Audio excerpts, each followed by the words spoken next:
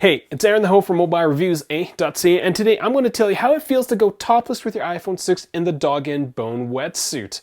Now I know you got dogs, you got bones, you're going topless, and you've got an iPhone 6, and those things don't seem very memorable at all, but hey, that's what's going to make this case review a little more memorable. The Dog and Bone Wetsuit waterproof iPhone case is very unique because there isn't a built-in screen protector, but it's still waterproof and shockproof. Now, I'm personally not a big fan of screen protectors, so to me, being able to touch my iPhone's glass wonderful touchscreen is an awesome feature. I'm a big fan of the shape of the case, though it does bulk up the iPhone quite a bit, but this entire case feels incredibly solid. I do have a few issues with the accessibility of your iPhone inside the case, which may be a deal breaker for some people. Specifically, I've got issues with the edges of the case, sound quality, as well as flash photography. Based on our time with this case, we gave it a score of 3.6 A's out of 5. The LifeProof Free, another waterproof case for the iPhone 6, scores slightly higher than the Dog and Bone Wetsuit, though there are some instances where I actually would go with the Wetsuit over the LifeProof Free. If you'd rather read the rest of the review, check out our website, as we've got an easy-to-read review table, as well as a case comparison tool for waterproof iPhone 6 cases. Real usage, real reviews. Mobilereviews-eh.ca. At Mobilereviews-eh.ca, our reviews are based on actual usage, which means that we just don't stare at the pretty pictures on the website and then say this might be a good case. We actually use them, and so this case was waterproof, so we tested it out in some water, and we did put it in a dishwasher. We also did drop it from 6.6 feet, and our iPhone is fine. I do have to give props to them. They designed a very unique case. This isn't your standard two-piece case that you have to put your iPhone in and snap together. There's actually three pieces, which, you know, is 3 pieces, an extra thing you have to deal with. But they're very uniquely designed cases, and the same idea has kind of followed from the iPhone 5S version to the iPhone 6 version. One of the things that didn't make any sense to me whatsoever was on the iPhone 5S version was that the plugs, the entire piece was actually kind of removable. You could lose this piece very, very easily, and they didn't actually give you an extra one. Now on the iPhone 6 version, they actually made the plugs kind of semi-attached to the case, so they're much harder to lose, and they actually provided you with a spare pair, which is pretty awesome. I'm a big fan when the company actually, you know, changes their stuff for the better. In terms of design, the Wetsuit is a pretty big case, but still slimmer than some of the other bigger cases like the Ballistic Hardcore, and it isn't easy to install or uninstall as there are 3 pieces to deal with. Dog and Bone does include a plastic chip that helps in the installation of the case, or you could just use a coin. One of the unique features of the case is the actual sleeve that the iPhone sits in. It's a thin, rubbery feeling thing that you have to wrap your iPhone in, or as I said in the torture test video, you have to suit up your iPhone. The case does feel incredibly well built. It feels like a tough case that is worth $80, and everything just seems to fit together very well. Most of the case is covered with a soft rubber feeling texture that makes the case quite easy to grip and reduces the chance that the case might slip off a table. In terms of protection, the Wetsuit will protect your iPhone from 6.6 feet drops and will keep your iPhone safe from depths up to 6.6 feet as well. With all that being said, that's kind of the average level of protection for waterproof iPhone cases. I will state that the Wetsuit will offer a tiny bit more drop protection as the case has multiple layers, so in the instance where the case comes apart, where the front and back come apart, the sleeve is still going to offer your iPhone just a bit of protection.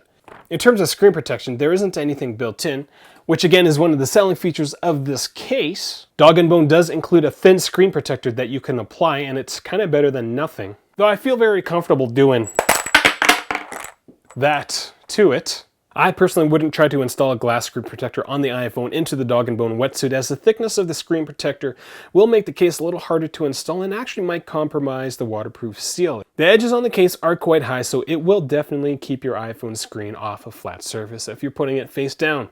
In terms of functionality, this is where the Wetsuit stumbles a bit. Sound is not great coming out of the iPhone in this case. Sound from the earpiece speaker kind of crackles, same with the sound coming out from the speakers at the bottom. I did do a bunch of voice calls with it, and this microphone seemed to pick up my voice quite well. The microphones aren't actually covered, which is one of the very few iPhone cases that I've noticed. They've got waterproof membranes covering most of the speaker or microphones, which is nice. The Touch ID sensor generally works in the case, but the high lip at the bottom of the case does take a bit of getting used to. Your thumb just kind of jams right into it.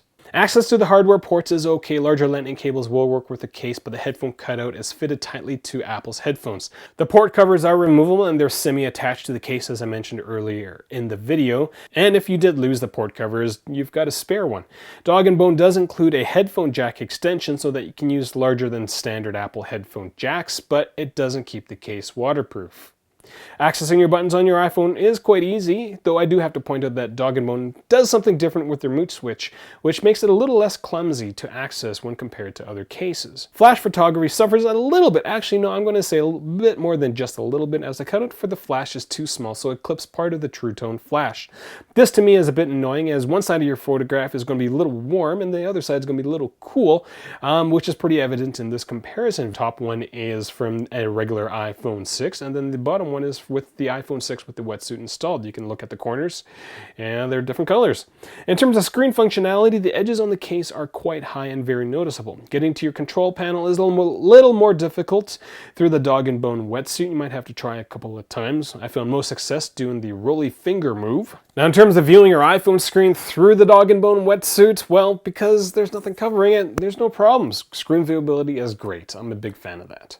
Again, we gave the Dog and Bone wetsuit a score of 3.6 A's out of 5. Now, before I tell you kind of why I would choose this over the Life Proof Free, if this is the first time you're watching one of my videos, I do encourage you to click subscribe. We produce 2 to 3 videos a week, and so there's something new every single week. Almost every single week, unless I go on holidays, like I just did. And so, between the Life Proof Free and this case, I would go with the Dog and Bone wetsuit if you needed to attach a wrist strap to it, as you've got cutouts for it.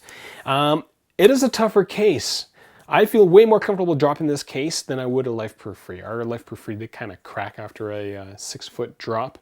And the best part about the Dog and Bone wetsuit is that, well, it doesn't make your screen look awful. The Life Proof Free has a horrible screen protector. It diffuses it. There's some rainbowing effects, which has, been known for like 3-4 years and they haven't done anything about it. At least Dog and Bone is evidently making their cases better, as the port covers are so much better, and it's a better looking case compared between the two versions, the 5S and the 6 version. This is a very nice looking case. I'm very, very liking the shape more so than the 5S version.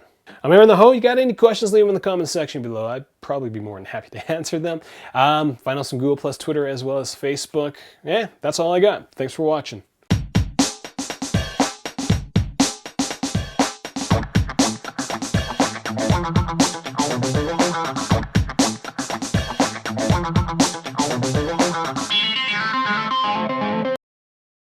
I do have a few issues with the accessibility. Oh, god damn it. The fan's on.